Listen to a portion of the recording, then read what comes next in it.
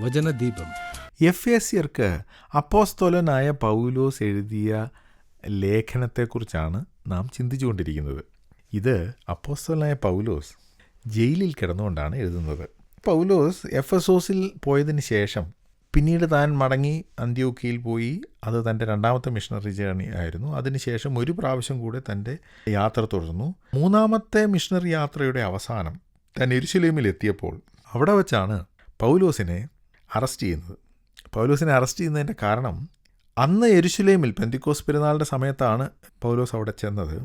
ആ സമയത്ത് ലോകത്തിൻ്റെ വിവിധ ഭാഗങ്ങളിലുള്ള യഹൂദന്മാർ യെരുശലേമിൽ പെരുന്നാളിന് വന്നിട്ടുണ്ട്. ഈ പെരുന്നാളിന് വന്ന പല യഹൂദന്മാരും അവരവരുടെ പട്ടണങ്ങളിൽ വെച്ച് പൗലോസിനെ കണ്ടിട്ടുണ്ട്. ഉദാഹരണം പറയുകയാണ്, തെസ്സലോനിക്കയിൽ യഹൂദന്മാരുടെ ഒരു സിനഗോഗുണ്ട്. പൗലോസ് 3 ശബത്തെ അവിടെ പ്രസംഗിച്ചിട്ടുള്ളെങ്കിലും അന്ന് അവിടെ ഉണ്ടായ ബഹളവും വഴക്കുമൊക്കെ കാരണം അവർ പൗലോസിനെ ഓർത്തിരിക്കും. പൗലോസിൻ്റെ പ്രസംഗം വിശ്വസിക്കാത്ത യഹൂദന്മാരായിരിക്കണമല്ലോ ഇപ്പോൾ പെരുന്നാളിന് വന്നിരിക്കുന്നത്. പെട്ടെന്ന് തന്നെ പൗലോസിനെ തിരിച്ചറിയും. ഇങ്ങനെ പല സ്ഥലത്തു നിന്നും ആളുകൾ അവിടെ വന്നിട്ടുണ്ട്. ലോകത്തിലുള്ള പല സ്ഥലങ്ങളിൽ നിന്നും വന്ന യഹൂദന്മാർ പൗലോസിനെ തിരിച്ചറിഞ്ഞു. കാരണം പൗലോസ് അവരുടെയൊക്കെ നാട്ടിൽ പോയി, അവരുടെയൊക്കെ സിനഗോഗിൽ പോയി പ്രസംഗിച്ചിട്ടുണ്ട്. അവർ നോക്കിയപ്പോൾ പൗലോസിൻ്റെ കൂടെ യഹൂദന്മാരല്ലാത്ത ചില ആളുകളും യെരുശലേമിലുണ്ട്. പൗലോസിൻ്റെ പ്രസംഗം എന്താണെന്ന് അവർക്കറിയാം. കാരണം നസറായനായ യേശുവാണ് മെശിഹ എന്നുള്ളതാണ് പൗലോസിൻ്റെ ഒരു പ്രസംഗ വിഷയം. യഹൂദന്മാർക്ക് വളരെയധികം ബുദ്ധിമുട്ടുണ്ടാക്കുന്ന വേറൊരു പ്രസംഗ വിഷയം, ജാതികളായ ആളുകൾക്കും യഹൂദന്മാരെ പോലെ ദൈവത്തിൻ്റെ അനുഗ്രഹങ്ങളും വാഗ്ദത്തങ്ങളും ലഭിക്കുന്നു എന്നതാണ്. ഇത് രണ്ടും യഹൂദന്മാർക്ക് സഹിക്കാവുന്നതല്ല. അവർ പറയുന്നത് യഹൂദ മതത്തെ നശിപ്പിക്കുവാൻ വേണ്ടി ഉണ്ടായിരിക്കുന്ന ഒരു ശല്യക്കാരനാണ് പൗലോസ് എന്നാണ്. ആ പൗലോസിനെ അവർ യെരുശലേം ദേവാലയത്തിൽ വെച്ച് കണ്ടു. മാത്രമല്ല, യെരുശലേം പട്ടണത്തിൽ വെച്ച് പൗലോസിൻ്റെ കൂടെയുള്ള തീത്തോസ് ഒരു യഹൂദനല്ല, ഒരു അന്യജാതിക്കാരനാണ്, തീത്തോസിനെയും കണ്ടു. അപ്പോൾ അവർ ഈ 2 കാര്യങ്ങളോടെ കൂട്ടിവെച്ചിട്ട് പറഞ്ഞു, ഇവിടെ ഇതാ ഈ ലോകം മുഴുവൻ നടന്ന് യഹൂദ മതത്തെ തകർക്കാൻ ശ്രമിക്കുന്ന പൗലോസ് ജാതികളായ ആളുകളെ യെരുശലേമിൽ കൊണ്ടുവന്ന് നമ്മുടെ യഹൂദന്മാരുടെ ദേവാലയത്തെ തീണ്ടിക്കാൻ പോകുന്നു. അപ്പോൾ അവിടെ വലിയ പ്രശ്നമായി. അവർ ആ പൗലോസിനെ അറസ്റ്റ് ചെയ്തു. പൗലോസ് അവിടെ ഒരു പ്രസംഗം നടത്തി. അവിടെ ജാതികളുടെ കാര്യം പറഞ്ഞപ്പോഴാണ് കേൾവിക്കാർ ബഹളമുണ്ടാക്കിയത്. യഹൂദന്മാർക്ക് ഇഷ്ടപ്പെടാത്ത കാര്യമാണ്. എന്തായാലും അവിടെ വെച്ച് പൗലോസിനെ അറസ്റ്റ് ചെയ്തു. പിന്നെ നമ്മളൊരു വലിയ കപ്പൽ യാത്രയെക്കുറിച്ചൊക്കെ വായിക്കുന്നുണ്ട്. പല വിചാരണകൾ നടന്നു.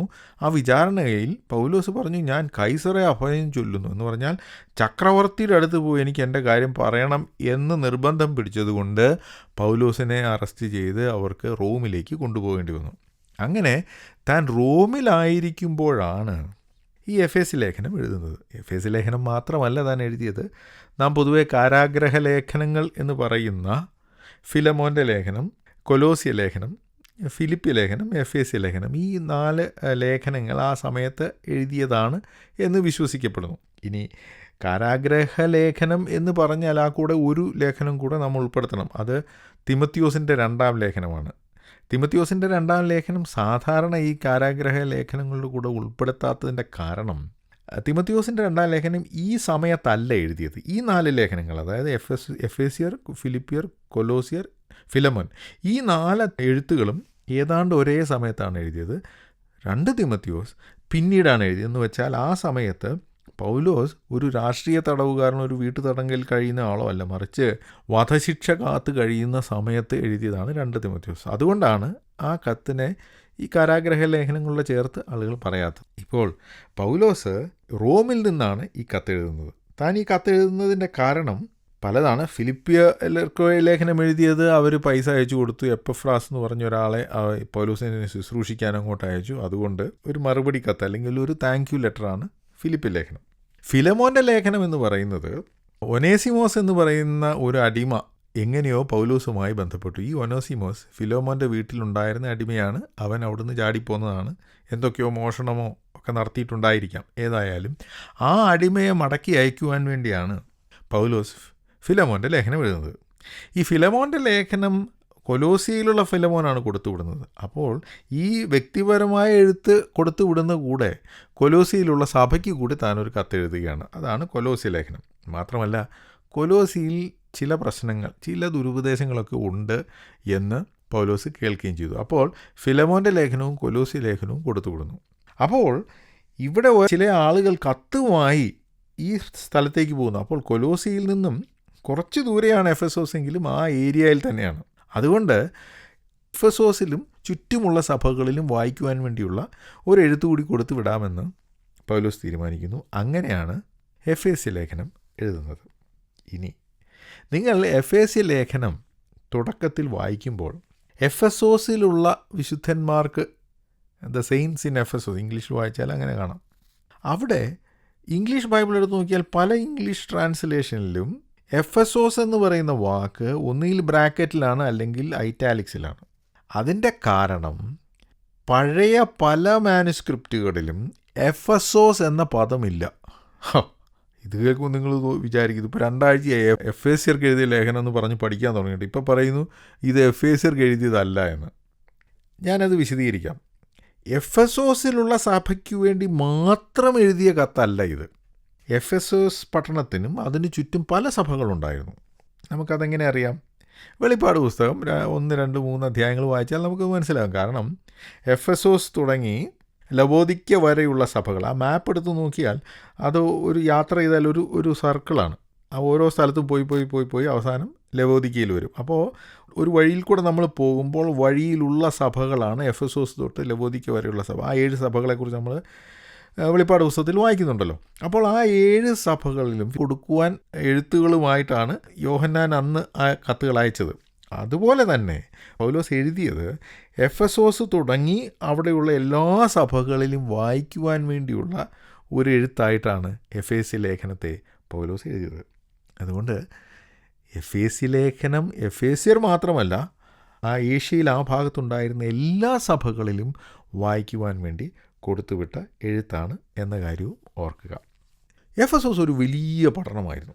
ഇത് പുരാവസ്തു ഗവേഷകർ കുഴിച്ചു നോക്കിയപ്പോൾ കണ്ടെത്തിയ കാര്യമാണ്. എഫെസോസ് പട്ടണത്തെക്കുറിച്ച് വളരെ അധികം കണ്ടുപിടുത്തങ്ങൾ നടത്തിയിട്ടുണ്ട്. വലിയൊരു പട്ടണമായിരുന്നു, വളരെയധികം ആളുകൾ താമസിച്ചിരുന്നു, വലിയ ബിസിനസ് നടന്നിരുന്ന പട്ടണമായിരുന്നു ഒക്കെ നമുക്ക് മനസ്സിലാക്കാൻ കഴിയും. പക്ഷേ ആ സ്ഥലത്തിന് മറ്റൊരു പ്രത്യേകതയുണ്ടായിരുന്നു. അതിൻ്റെ പ്രത്യേകത എന്ന് പറയുന്നത് അവിടെ ഒരു വലിയ ക്ഷേത്രം ഉണ്ടായിരുന്നു. ആ ക്ഷേത്രം അർത്തമിസ് ദേവിയുടെ ക്ഷേത്രം എന്നാണ് അറിയപ്പെട്ടിരുന്നത്. ഈ അർത്തമിസ് ദേവിയുടെ ക്ഷേത്രം എന്നറിയപ്പെടാൻ കാരണം അവിടെ ഒരു സംഭവം ഉണ്ടായി. നിങ്ങളൊക്കെ എത്ര പേരത് കണ്ടിട്ടുണ്ടെന്ന് എനിക്ക് അറിഞ്ഞുകൂടാ.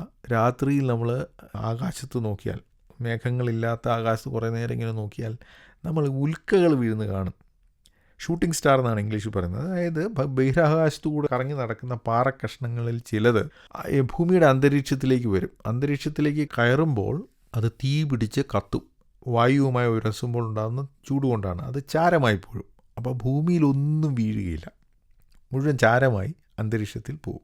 എന്നാൽ വളരെ വലിപ്പമുള്ള ചില പാറക്കഷ്ണങ്ങൾ, ഇത് വളരെ അപൂർവമായി സംഭവിക്കാറുള്ളൂ, വളരെ വലിപ്പമുള്ള ചില പാറക്കഷ്ണങ്ങൾ അത് മുഴുവൻ ചാരമാകാതെ വളരെ ചൂടുള്ള ഒരു കല്ലായിട്ട് ഭൂമിയിൽ വന്ന് വീഴും. അങ്ങനെ ഉണ്ടായ സംഭവങ്ങളുണ്ട്. ഈ അടുത്ത കാലത്ത് ഒരു 3-4 വർഷങ്ങൾക്ക് മുമ്പ് റഷ്യയിൽ അങ്ങനെ ഒരു കല്ല് വന്നു വീണ് അവിടെ വലിയൊരു ഗർത്തം ഉണ്ടായതായിട്ടൊക്കെ നമ്മൾ മാധ്യമങ്ങളിലൂടെ കണ്ടതാണ്.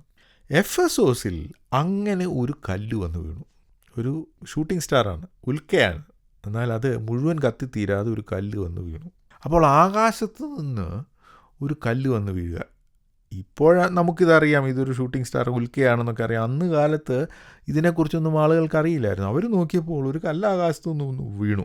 ഈ വീണ കല്ല് ഒരു പ്രത്യേക ഷേപ്പിലാണ്, കറുത്ത നിറമാണ്. പിന്നെ ഈ കല്ലിൻ്റെ മുകളിൽ മുഴുവൻ പല മുഴകളാണ്. അപ്പോൾ എഫെസോസിലുള്ള അവരുടെ ഒരു പ്രധാന ദേവിയാണ് അർത്തമിസ് ദേവി, അല്ലെങ്കിൽ ഡയാന എന്ന് പറയും. ഈ ഡയാന ദേവി അവരുടെ ഫെർട്ടിലിറ്റി, സമൃദ്ധിയുടെ ദൈവമാണ്. കന്നുകാലികൾക്കും മനുഷ്യർക്കുമൊക്കെ മക്കളുണ്ടാകുവാൻ വേണ്ടിയുള്ള ദൈവം, അതിനുവേണ്ടിയുള്ള ദേവിയാണിത്. അപ്പോൾ ഈ ദേവിയുടെ രൂപമാണ് ഇത് എന്ന് ചില വിദ്വാൻമാർ അടിച്ചു വിട്ടു. അതിൻ്റെ കാരണം ആ കല്ലിൻ്റെ മുകളിലുണ്ടായിരുന്ന പലതരം മുഴകളാണ്. ഈ മുഴകളൊക്കെ സ്ത്രീകളുടെ സ്തനത്തിൻ്റെ ഷേപ്പാണ്. അതുകൊണ്ട് ഇത് അർത്തമിസ് ദേവിയുടെ പ്രതിമയാണ് എന്ന് ആളുകൾ പറഞ്ഞു പരത്തി. ആ കല്ലെടുത്തു വെച്ചു, അതൊരു വലിയ ക്ഷേത്രമായി. ആ ക്ഷേത്രം വളരെ പ്രസിദ്ധമായി. ആ ഭാഗത്തുണ്ടായിരുന്ന ആളുകൾ മുഴുവൻ, ലോകം മുഴുവനുള്ള ആളുകൾ ഈ ക്ഷേത്രം കാണാൻ വരാൻ തുടങ്ങി. മാത്രമല്ല ഈ ക്ഷേത്രം കാണാൻ വരുമ്പോൾ അവർക്ക് ഈ ക്ഷേത്രത്തിലുള്ള ഈ കല്ലും കൊണ്ട് പോകാൻ സാധിക്കില്ല. അതുകൊണ്ട് അവിടെയുള്ള ചില തട്ടാന്മാർ ഈ ദേവിയുടെ ഒരു ചെറിയ രൂപമുണ്ടാക്കി പോകുന്നവർക്ക് കൊടുക്കും. അത് അവിടുത്തെ വലിയൊരു ബിസിനസ്സായി. അപ്പോൾ ഇങ്ങനെ ചെറിയ വിഗ്രഹങ്ങളെ ഉണ്ടാക്കി വിൽക്കുന്ന ബിസിനസ് വളരെയധികം അഭിവൃദ്ധിപ്പെട്ട ഒരു സ്ഥലമായിരുന്നു എഫെസോസ്. ആ സ്ഥലത്ത് തന്നെയാണ് ദൈവം തൻ്റെ ഒരു സഭ വളരുവാൻ ഇടയാക്കിയത്. ഞങ്ങളെ വിളിക്കുവാൻ ആഗ്രഹിക്കുന്നവർ 0988221957 എന്ന നമ്പറിൽ വിളിക്കുക. നമ്പർ ഒരിക്കൽ കൂടി 0988221957.